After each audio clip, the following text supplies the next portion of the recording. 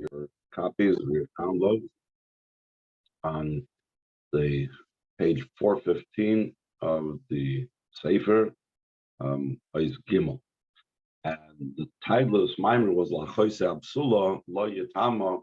We didn't explain really the connection of the rest of the mimer yet to this idea that the Zohar brings down and speaks about what Navi Yeshaya speaks about, that it'll be Vayez Nitcham Al Godoi, that the level where the klippas are yonik from. How do the klippas have a unika from Kedusha that comes about because of the levushim?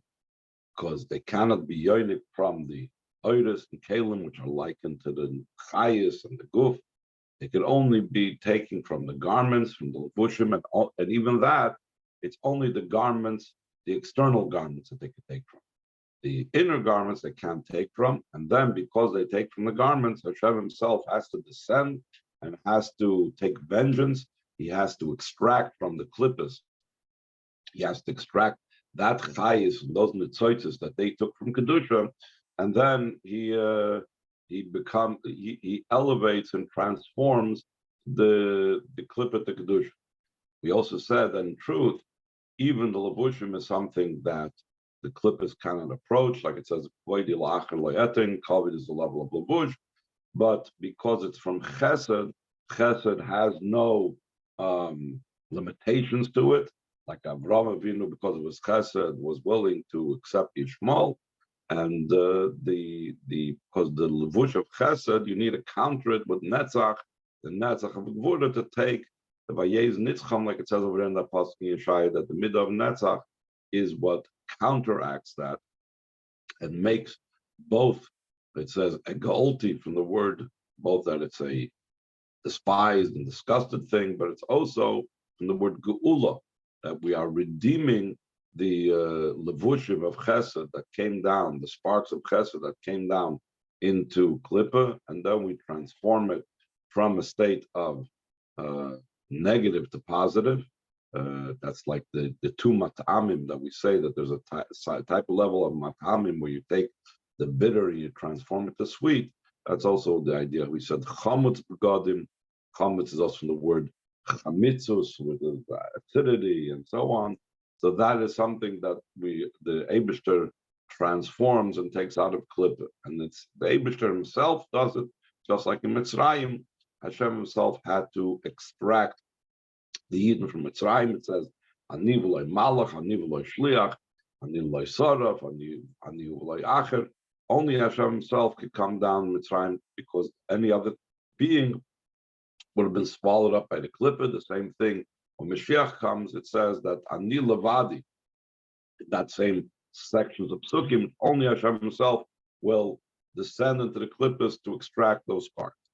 Now he's going to connect it with the pasuk of our parsha that it says that the Zohar right away connects us, that we had at the beginning of the parsha. That says that La'choise Absula Kroiba Elov, that to his sister, the unmarried sister, the Psula that's close to him, that she was never married a person, to her he becomes tummy. And he explains, he connects to the same thing, that the coming and becoming tummy for his sister is the same. The kohen becoming tummy for his sister is similar to the idea, and that the Eibishter himself going down at the klippas and extracting the sparks from klippas, and he becomes like, in a certain way, tummy, he's becoming in contact. And we said that there's the spray and splatter of blood on his garment, so on and so forth. But now the Rebbe is going to bring it back to our pasuk for our parsha on page 415. Did I say 451? I meant 415. The Zohar continues. Why does he go so far that he invests himself to go and extract the sparks out of the klippa and so on, to such a degree that the splatter goes on his garments and so on? See, because it says in the pasuk in our parsha, "Vela'choise Absula goyim," and to his sister, the unmarried girl, Lo yitamam, to her he should become tummy. The inun levushin the nukma, the zamin stava, in those garments of vengeance that is ready to become filthy. Begina chulu, for her sake, la kamala, to raise her up. In other words, that because he's going to become engaged and he wants to elevate her from her low state, that is why he's willing to become dirty.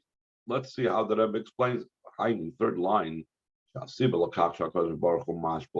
reason for this, that the Eibishter lowers himself in the nukba, to becoming clothed in garments of vengeance. To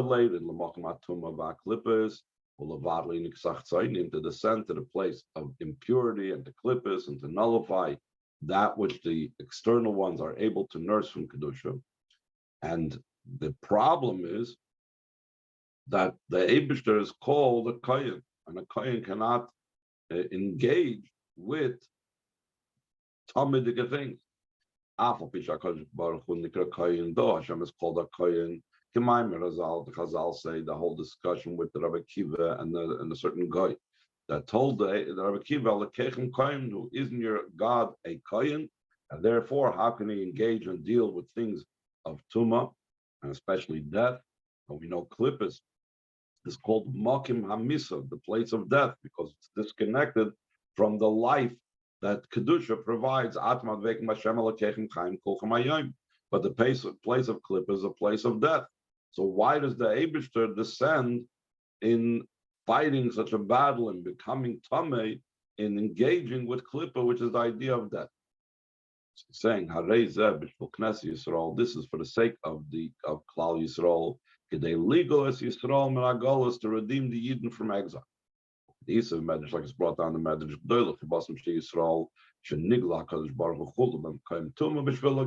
how great is the love that the Eibishter has for the Yidden, that when it came the time of taking the Yidden out of Golus Mitzrayim, so the Eibishter did not wait till they left Mitzrayim, but his love was so great while they were in Mitzrayim, in Ervas Haaretz, the most despicable place in the land, he revealed himself in the place of Tumah to redeem them.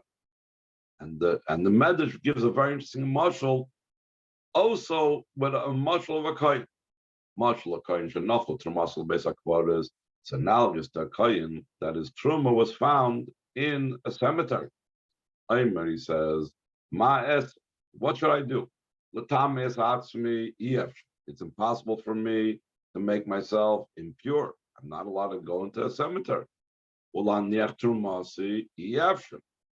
to leave my truma over there in the Beis HaKvaros, it's also impossible.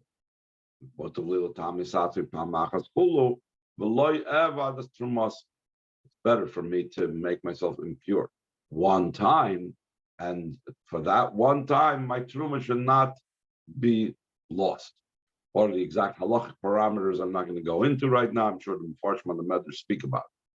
So the Medrash says Hashem's relationship to the Yidden is just like this Kohen's relationship to his Truma. So to our others, they were considered the Truma of Hashem.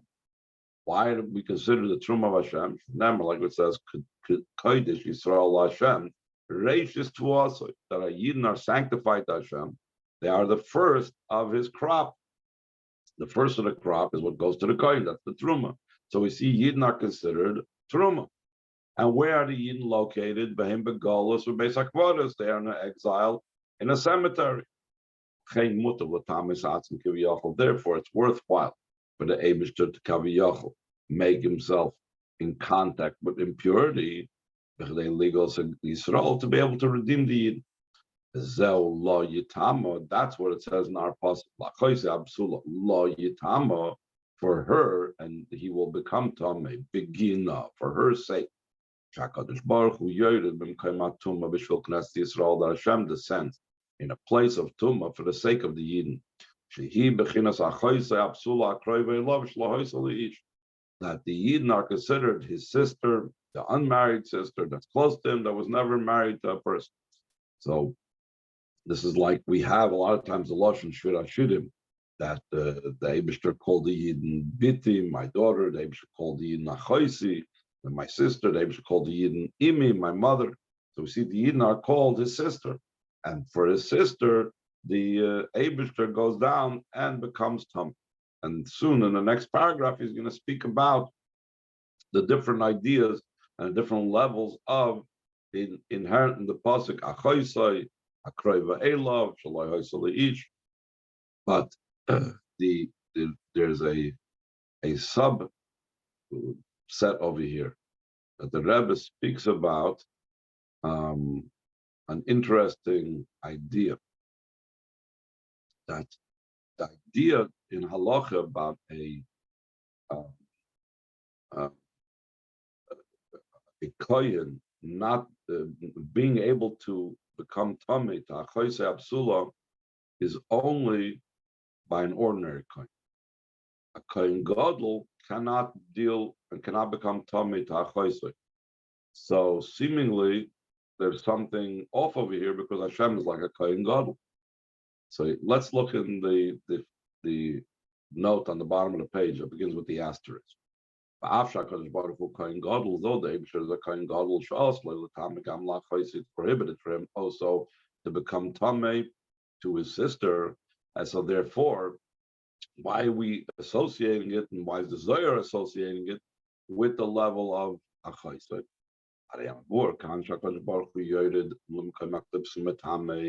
Where what's explained over here that the level of HaKadosh Baruch Hu is descends to the place of klippus and becomes tamei through it. Koi al bechinas koyin hedyet shalamayla bechinas zeir ampin. The level of HaKadosh Baruch Hu, the level that is descending, is not the level of koyin gadol by the Eibishter, but it's the level of zeir ampin, the midas of afilas, that they are a level there called koyin hedyet. That level can descend down here because, like a kohen hedyet is allowed to, an ordinary kohen, a plain kohen, is allowed to become tamei to his sister. How do we know we're talking about the level of Zohar? Sheboy hu inyan amalchama the adam levushech. That over there is the war that we're saying that it's the red of the garments. Because the whole idea of the war, we said, is because chesed, the garments of chesed can descend below, and then the netzach of gvura can overcome that. That's all in the level of the midas of Zohar, can move in Zohar, like it's understood in the Zohar. So it's not the Eibishter as the kohen gadol that's descending into Klippa to extract and to bring out the Yidden from Galus, but it's the level of kohen hedyet. Kohen gadol, as opposed to kohen gadol, is either the level of arech ampin or it's the level of chachma. Skip the parentheses. Shem lamayla mishtalshlos. They're beyond say the mishtalshlos. It's not even applicable to say by him that his garments were red. He said the garments became red because he became involved with klippa, the avedis are red, and so on. Arech and chachma, kohen gadol is not even shaykh to say that his garments became red because there's not that level. It's not the level of the garment. It's not the level of redness. It's beyond all of that. But meila emolzeh lachatchila inyan tumacholu. Therefore, there's initially not even the whole idea of tumah doesn't even apply. So that's the answer about how we could say the lachoise absula applies if he's a kohen gadol, because not the kohen gadol aspect that descends into klippa. It doesn't become tamei. It's the level of zeir ampin that descends into klippa. The Rebbe says also, the Marsha asks a similar question over there in Gemara Sanhedrin. He's likened to kohen gadol. Let's not even be able to become tamei even to a son. Kohen gadol because the kohen gadol is the level of arich. Anyway, let's get back to the text. Last two lines in the text on page 415. So now the Rebbe is going to explain. Actually, before we go further, any question? Okay, last two lines on the third page of the Maimer, page 415. Protis Yoiser, and even more specifically, the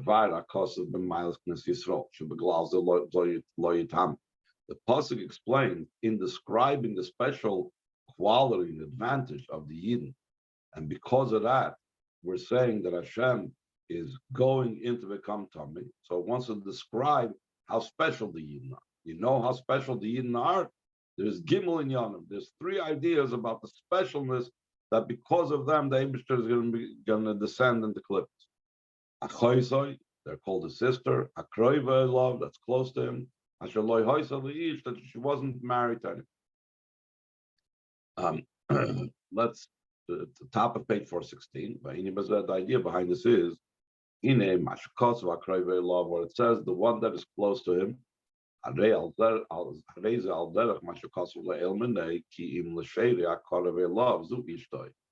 says earlier, amongst the people that a kohen may become tummy to, so it says to his she'eroi, to his relative that's close to him.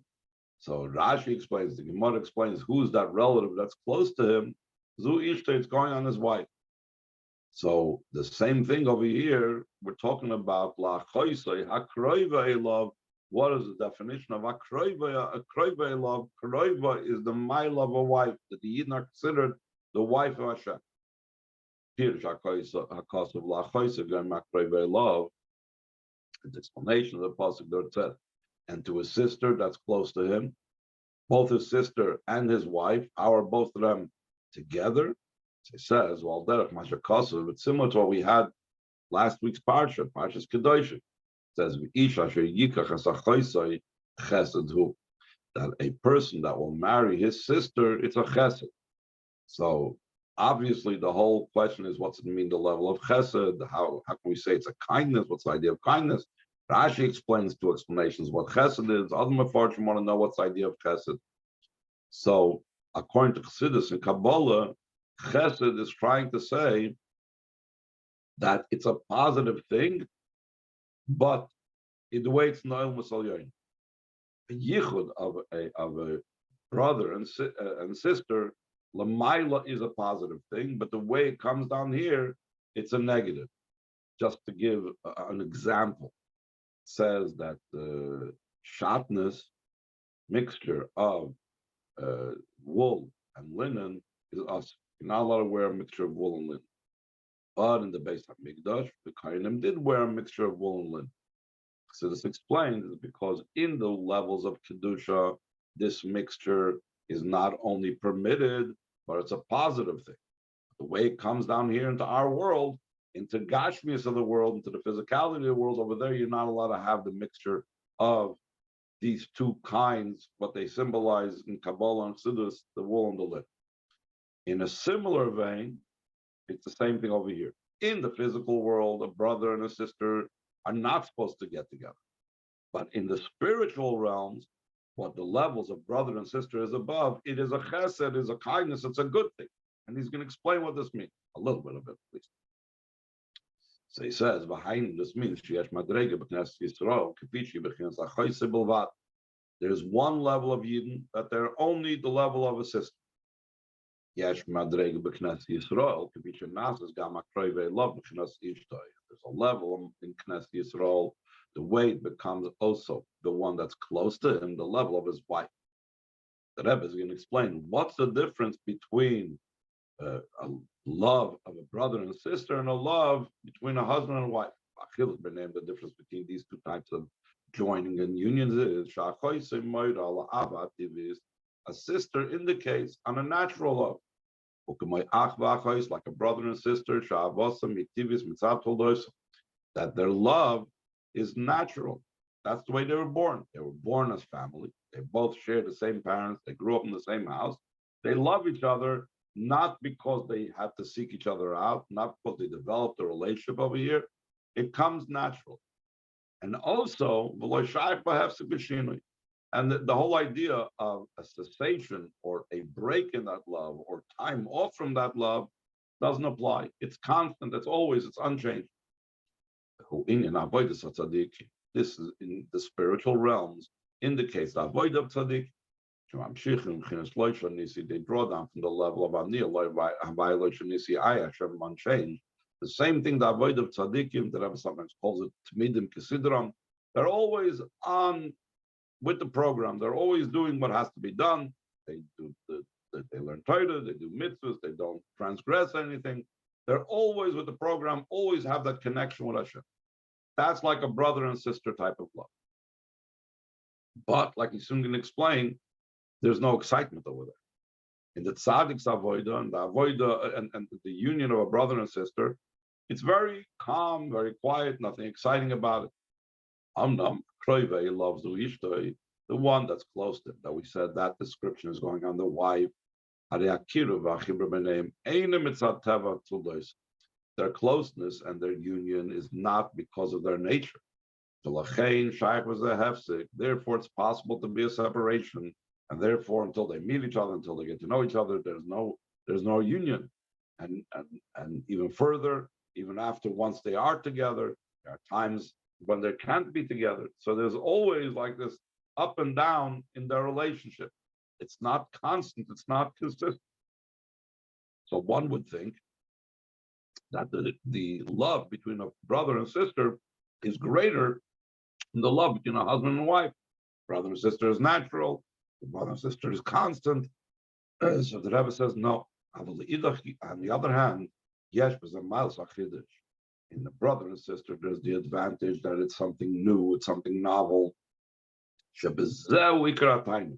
Because it's something new, because it's not the woman I grew up with, because we don't know each other from birth, because of that, it's novel, it's unique, and therefore that's where the main tainug is.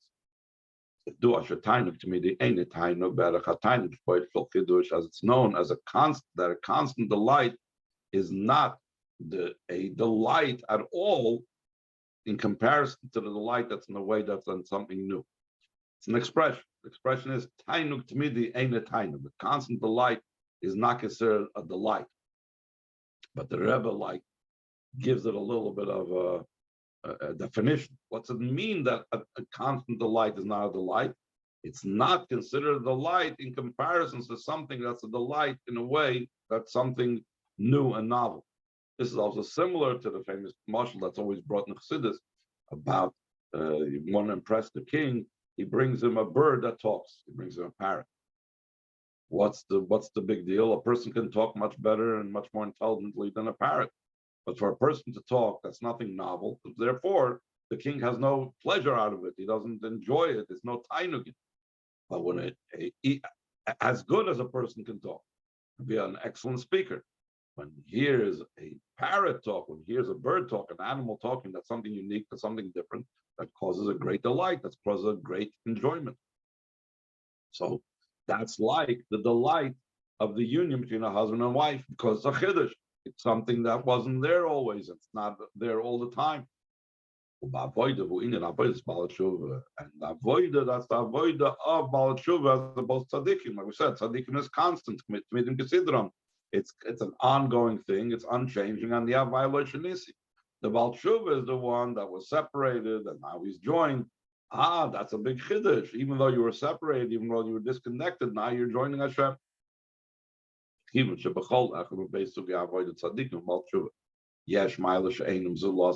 in each one, these two types of avoid of tzaddikim and Baal Tshuva, there's an advantage that's not by the other. There's the excitement and the novelty and the delight that's an avoid of Baal Tshuva. On the other hand, there's something to be said when you have a constant avoid, an unceasing avoid, and the violation is it's non-stop, always connected with Hashem. Therefore, since each one has an advantage the other one doesn't have, therefore there has to be both things that the pasuk says, and love. There needs to be both types of union with Hashem, the tzaddik and the Baal Tshuva. Because of the pasuk continues, that she wasn't to a man. What is the man referring to? Which man wasn't she to? It's referring to Esav. Esav is known as Ish Sada, the man of the field. Behind it, this means to say, Gam Bisman Golus. We're talking here, as we said before from the Zohar, we're talking here in the time of Golus. The time of Golus, Yidden are stuck inside exile, and they are under the control of the Umas Oilam, and the Klippus are Yonik, and so on. Still in all, she would never really became joined with Esau. What does that mean? We're talking about also about Shuvas. What means she wasn't joined to Esau? That means she was never completely and totally committed to the level of Esau each side.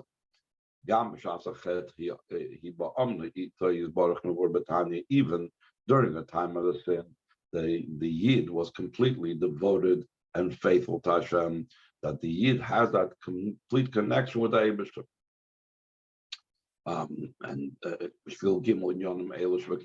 because of these three aspects that there is to be found by Yidden. Achoisi, the level that he's considered, that he considered my sister, and Miles Tzadikim, the level of Tzadikim, the advantage of Tzadik. Akroive, love the one that's close to him. Miles Baal Tshuva, the advantage of Baal Tshuva. And even the fact that that even during the time of an Avera, she was still faithful to Hashem, therefore she never really connected to the Ish. So because of all these three qualities, to her, he will become Tamik. What they legal is Yisrael, that Hashem descends to the place of Tumam to redeem the Yid. So now the Rebbe is going to say that in the Maimer that he's bringing from the, I think it's a Maimer from the Alter Rebbe. He says it's a Maimer from the Rebbe Marash. It's based on a Maimer from Tzemach Tzedek also. So Moshe by Maimer Inyan Nifla Gewaldig, that the Maimer of the Rebbe Marash adds an amazing thing.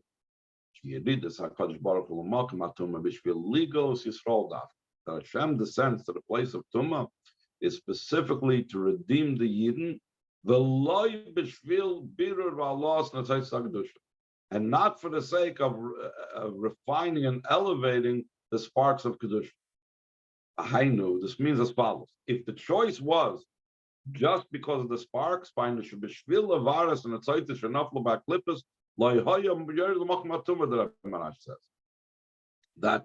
if it was only there, the sparks, and the Yidden weren't there, Hashem Kaviyachal wouldn't have descended over there. The Rebbe says, the footnote, it says that it's missing a little bit over here. And he brings from the Tzemach Tzedek that the Tzemach Tzedek says that since the Shvira, that was from that came the sparks down because of the breaking of the vessel, so therefore the sparks came down.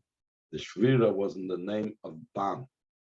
And the Rapach, the word Rapach Nitzutz is the 288 sparks, is the gematria of the word Shem. 288, how does that become Shem? Maybe it's Shem, Ban, and Rapach. Got to calculate. Whatever it is, it's meaning that the sparks that fell down, Shuraka Or, it's only a ray. Hashem is not going to descend into Klippas for something that's only a ray. So for the sparks alone, the Abishur would not have come into Klippas. It's not an amazing word. Rather, Ella, Rak, Lo Yitam. Lo. To her, Yitam, top of page 417, the fifth page in the Maimer, Knes Yisrael Nikras Achoyse Vakroy Velof Kanal. That Knes Yisrael is called his sister, the one that's close to him, like we said before. Achasher Lo Yitama, but when he's becoming tummy for her, Kishu Yored, legal Yisrael descends to redeem the Eden. So he will also gain that the sparks will go up. Like the Medrash gives an interesting mashal. Somebody lost a few pennies. He's not going to go ahead and search for some pennies. It's not worth it. You're not going to bend down to pick up some pennies. But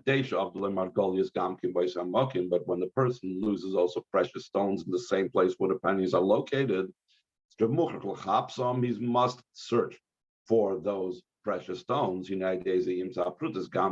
that, you will also find the pennies as well. So the same thing, the Yidden are like the precious stones. For them, they should go into Golas to extract it. While there, he also takes out the pennies. He also takes out the sparks. The Zohar concludes over there. Yisrael the Yeshaya. The Yisrael told Yeshaya Navi, who said this whole thing about the getting his garments dirty and so on. Man who din the Ovid Kolkach, man who dain the Ovid Kolkach, who is the one that does it so much? Pasuk V'Amar, he said, Ani medaber b'tzedakah rav le'shiyah. One of the psukim that says over there says, I am speaking with tzedakah. I have much to say. The idea behind this is the level of ani. Who is the level of I? That's their ampi. Ani medaber b'tzedakah. I am speaking with tzedakah. Who I'm shach b'chinas zav b'chinas dibur b'chinas tzedakah and b'chinas malchus. It's the drawing down of Zeir Anpin into level of speech. We know speech has to do with Malchus. And also tzedakah is also the level of Malchus, because Malchus is going Dalim, it deals with the poor, or it receives tzedakah because it is poor. That's the descent of Hashem, which is Kadosh Baruch Hu, corresponds to Zeir Anpin into the level of Malchus. Why does he descend there? To descend down here below to redeem the Tamadavar, and the reason why we need to have Zah, Malchus itself is filled with severity. It's known as its main building up. Binyan HaMalchus Magvuras, like you build up a kingship. God, the king has to be strong, has to be set, and so on. Therefore, through Malchus alone, it's impossible to be the redemption. Only through Zeir Anpin coming down in Malchus specifically, because the chesed of the masculine, which is Zeir Anpin, they sweeten the severities of the level of Malchus. That's the idea of tzedakah. Malchus itself is called righteous without a hay, because melech, tzedakah, tzedek, mishpat, that the king expresses righteousness. Being tzedakah b'hei, the fact that from the tzedek it comes a hay added to it. It's through drawing down the 5 levels of kindness of Zeir Anpin. The Malchus, they sweeten the severities of Sfiras of Malchus, and this is where the mimer stops. We don't have the rest of the mimer.